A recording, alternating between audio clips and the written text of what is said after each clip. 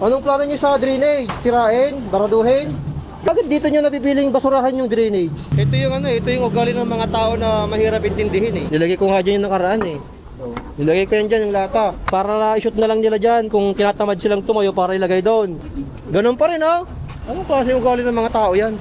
Patabi mo na yung basurahan, mas pipiliin mo yung kanal na tapunan. Yun nga eh, tagalinis na.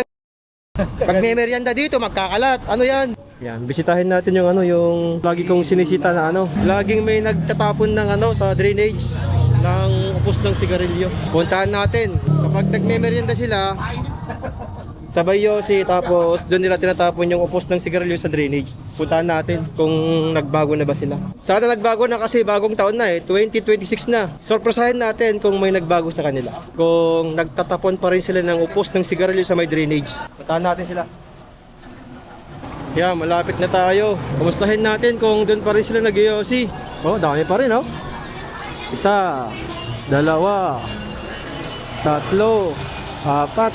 Yan ano na, bagong taon na. Bagong taon na, ganun pa rin Walang pagbabago. Anong plano nyo sa drainage? Sirain? Baraduhin? Ganun ba? Andito yung basurahan Bakal yan lata yan, susunog yan. Bakit dito nyo nabibiling basurahan yung drainage? Anong meron dyan? Galit ba kayo dyan? Sa drainage na yan? Ito yung ugali ng mga tao na mahirap intindihin eh. Mahirap unawain, pero pag huhulihin mo naman sila, magreklamo. Parang tayo pang mali.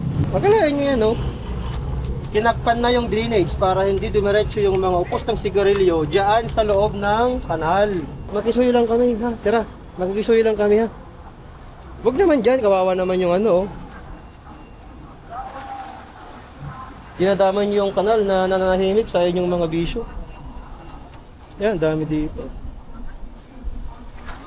Yan Para talagang sinasadyang tapunan yung kanal eh. May screen na nga Grabe naman yung mga tao rito, walang disiplina. Ayan, dito yung sa may Nuli Agno, harap ng Save More, Watson. Ayan Chairman, yung mga tao rito mahirap pag-uusapan eh. Yosi boy. Ano lang mga nakasign na no smoking.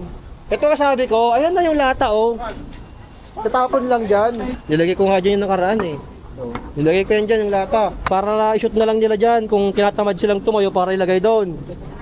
Pero ngayon, tinanggal. Tapos, ganun pa rin Di na sila nahiya. Or wala talaga silang hiya. Papasaway lang siguro sir. Napakasimple. Kawawalis lang ng ng stick sweeper. Oo nga, makalata naman kawawalis lang kaya lang marami na namang upos So, ang problema lang dito is yung ugali ng tao, di ba? Napakasimple may basurahan naman Lata pa yan, di naman nasusunog yun Mas pinipili pang tapunan yung yung drainage, yung kanal. Anong klaseng mga utak ng tao yan? Sino ba naman ang di ma-high blood dyan? Pag ganyan, kahit araw-arawin mong sitahin, wala pagbabago. Galit na kayong bayaw ko sa tindahan. Kasi nakaano na kayong basura, nakatutok na. Sure. Kaya nga anong klase ugali ng mga tao yan? Patabi mo na yung basurahan, mas pipiliin mo yung kanal na tapunan.